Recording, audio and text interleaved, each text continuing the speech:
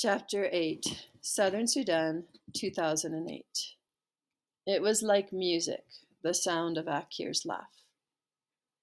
Naya's father had decided that Akir needed a doctor, so Naya and her mother had taken Akir to the special place, a big white tent full of people who were sick or hurt, with doctors and nurses to help them.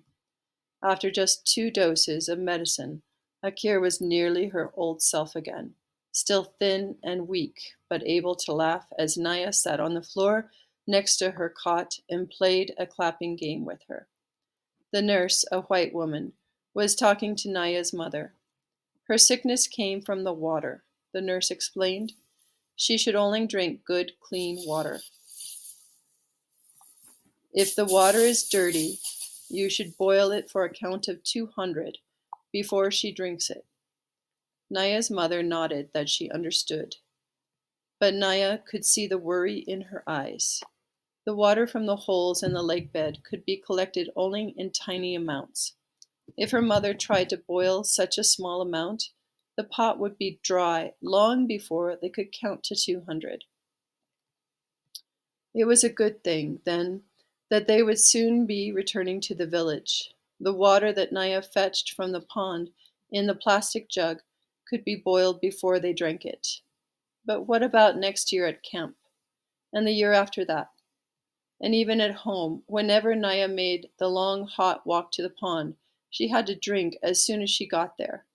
She would never be able to stop Akir from doing the same. Southern Sudan, 1985. The lake's surface was calm, and once the boats had pulled away from the shore, there was not much to see, just water and more water. They paddled for hours. The scenery and motion were so monotonous that Salva might have slept, except he was afraid that if he did, he might fall over. He might fall over the side. He kept himself awake by counting the strokes of Uncle's paddle and trying to gauge how far the canoe traveled with every 20 strokes. Finally, the boats pulled up to an island in the middle of the river. This is where the fishermen of the Nile lived and worked. Salva was amazed by what he saw in the fishing community. It was the first place in their weeks of walking that had an abundance of food. The villagers ate a lot of fish, of course, and hippo and crocodile meat as well. But even more impressive were the number of crops they grew: cassava, sugarcane, yams. It was easy to grow food when there was a whole river to water the crops. None of the travelers had money or anything of value to trade, so they had to beg for food. The exception was Uncle. The fishermen gave him food without having to be asked. Salva could not tell if this was because Uncle seemed to be the leader of the group or because they were afraid of his gun. Uncle shared his food with Salva, a piece of sugar cane to suck on right away, then fish that they cooked over a fire, and yams roasted in the ashes. The sugar cane juice soothed the sharpest edge of Salva's hunger. He was able to eat the rest of the meal slowly, making each bite last a long time. At home, Salva had never been hungry. His family owned many cattle. They were among the better off families in their village of Lun Aruk. They ate mostly porridge made from sorghum and milk. Every so often, his father went to the marketplace by bicycle and brought home bags of beans and rice. These had been grown elsewhere because few crops could be raised in the dry, semi-desert region of Lun Aruk. As a special treat, his father sometimes brought mangoes. A bag of mangoes was awkward to carry, especially when the bicycle was already loaded with other goods. So he wedged the mangoes into the spokes of his bicycle wheels. When Salva ran to greet him, he could see the green-skinned mangoes spinning gaily in a blur as his father pedaled. Salva would take a mango from the spokes almost before his father had dismounted. His mother would peel it for him, its juicy insides the same color as her headscarf. She would then slice the flesh away from the big, flat seed. Salva loved the sweet slices, but his favorite part was the seed. There was always plenty of fruit that clung stubbornly to the seed. He would nibble and suck at it to get every last shred, making it last for hours. There were no mangoes among the fishermen's great stores, but sucking on a piece of sugar cane reminded Salva of those happier times. He wondered if he would ever see his father riding a bicycle with mangoes in its spoke.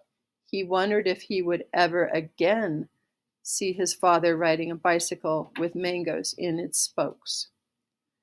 As the sun touched the horizon, the fishermen abruptly went into their tents. They weren't really tents, just white mosquito netting hung or draped to make space so that they could lie down inside. Not one fisherman stayed to talk or eat more or do anything else. It was almost as if they all vanished at the same moment. Only a few minutes later, mosquitoes rose up from the water, from the reeds, from everywhere. Huge dark clouds of them appeared, their high-pitched whine filling the air.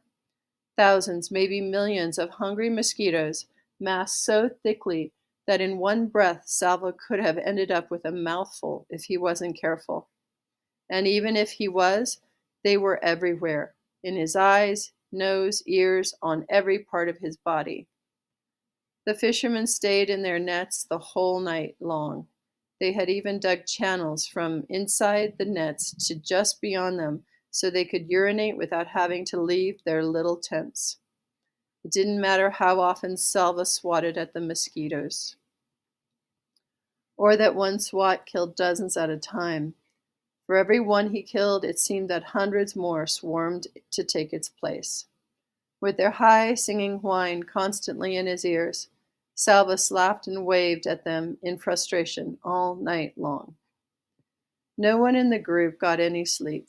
The mosquitoes made sure of that. In the morning, Salva was covered with bites. The worst ones were in the exact middle of his back, where he couldn't reach to scratch. Those he could reach, though, he scratched until they bled. The travelers got into the boats one more time to paddle from the island to the other side of the Nile. The fishermen had warned the group to take plenty of water for the next stretch of their journey. Salva still had the gourd that the old woman had given him. Others in the group had gourds too, or plastic bottles, but there were some who did not have a container.